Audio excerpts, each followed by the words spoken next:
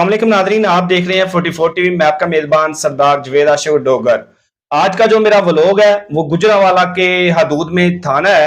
وہاں پر کیا ہوتا ہے کہ ایک لیڈی کانسٹیبل جو تھانے کا محرر ہوتا ہے اس پر الزام عائد کرتی ہے کہ محرر نے میرے ساتھ زنا بالجبر کیا ہے۔ باقی مکمل جو ولوگ ہے اس میں آپ کو تفصیلات بتاتے ہیں، زنا بالجبر کیسے کیا، کب کیا، کتنی بار کیا۔ اس لیڈی کانسٹیبل کے مطابق جو انہوں نے الزام عائد کیا تھانے کے محرر پر، جس کو منشی کہا جاتا ہے اور تھانے کی ماں بھی کہا جاتا ہے، گجرانوالہ کا علاقہ ہے، وہاں پر ایک تھانہ ہے۔ تو جو لیڈی کانسٹیبل ہے وہ کہتی ہے جو تھانے کا محرر ہے اس نے میرے ساتھ زنا بالجبر کیا، اور مجھے ایک بار نہیں، دو بار نہیں، بلکہ پورے 6 ماہ زنا بالجبر کا نشانہ بنایا۔ حقیقت کیا ہے، سارا ماجرا کیا ہے، یہ تو اب عدالت فیصلہ کرے گی۔ کیا اس نے کیسے بتایا؟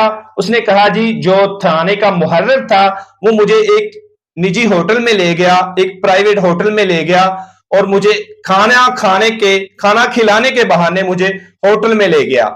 جب ہوٹل میں ہم گئے وہ مجھے ایک پرائیویٹ کمرے میں لے گیا، اس نے میرے ساتھ زنا بالجبر کیا، اور جب زنا بالجبر کیا ساتھ میں میری خفیہ ویڈیو بنا لی۔ جب خفیہ ویڈیو بنا لی اس ویڈیو سے وہ مجھے بلیک میل کرتا رہا اور زنا بالجبر کرتا رہا۔ یہ سلسلہ تقریباً 6 ماہ چلا۔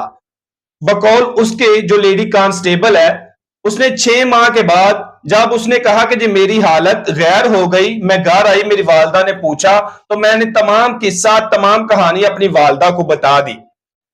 میری والدہ کو جب پتا چلا تو میری والدہ نے کہا اب ان کے خلاف، اس محرر کے خلاف ہم عدالت میں جائیں گے۔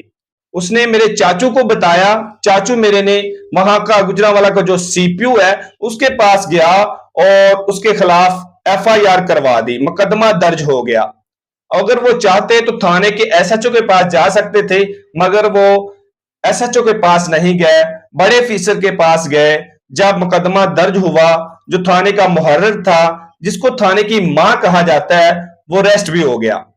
مگر ایک رخ تو یہ ہے کہ یہ سب واقعہ ہو گیا۔ دوسری طرف اگر دیکھا جائے جو لیڈیز کانسٹیبل ہے اس نے الزام تو عائد کر دیا کہ جی میرے ساتھ اس محرر نے 6 ماہ تک زنا بالجبر کیا، تو کیا اس کو پہلے خیال نہیں آیا؟ 1 دن، 2 دن، 4 دن، 1 ماہ، 2 ماہ، اس وقت بھی وہ اپنے گھر والوں کو بتا سکتی تھی کہ مجھے یہ محرر بلیک میل کر رہا ہے، میرے ساتھ زنا بالجبر کر رہا ہے۔ پہلے کیوں نہیں بتایا؟ ایک سوالیہ نشان ہے۔ 6 ماہ کے بعد یہ آپ نے وہ بلیک میل کا گھر والوں کو بتایا۔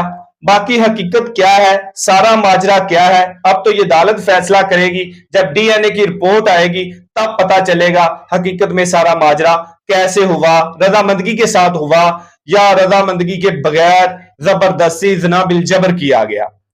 مگر تصویر کا دوسرا رخ یہ بھی بتاتا ہے کہ جو لیڈیز کانسٹیبل تھی انہوں نے تو ٹریننگ لی ہوئی تھی لوگوں کو انصاف دلانے کے لیے، لوگوں کو جو یہ دل سے نکالنے کی ٹریننگ تھی، تو مگر وہ 6 ماہ خاموش کیوں رہی؟ یہ بھی ایک سوال ہے۔ باقی حقیقت میں سارا ماجرا کیا تھا یہ عدالت فیصلہ کرے گی، جب ڈی این اے کی رپورٹ آئے گی تب پتا چلے گا حقیقت میں یہ سارا ماجرا کیا تھا۔ مگر وقتی طور جو انہوں نے الزام عائد کیا تھانے کے محرر پر، اب وہ جو محرر تھا وہ اسی تھانے کی حوالات میں بند ہے، اس کے خلاف مقدمہ درج ہو چکا ہے۔ اب عدالت اس کیس کو دیکھ رہی ہے، جب عدالت میں ڈی این اے آئے گا تب پتا چلے گا کہ کیا ہوا، کیسے ہوا۔ باقی آپ سے ریکویسٹ کرنا چاہوں گا اس کیس کے بارے میں آپ کمنٹس میں بتائیں، اپنی رائے ضرور دیجئے گا۔ مزید اس طرح کی ویڈیو دیکھنے کے لیے ہمارے چینل 44 ٹی وی کو سبسکرائب کر دیجئے گا اور آئیکن کا بٹن دبا دیجئے گا تاکہ جب بھی ہماری نئی ویڈیو آئے آپ آسانی سے دیکھ سکیں۔ اسی کے ساتھ اپنے میزبان سردار جوید عاشق ڈوگر کو دیجئے اجازت۔ اللہ نگہبان۔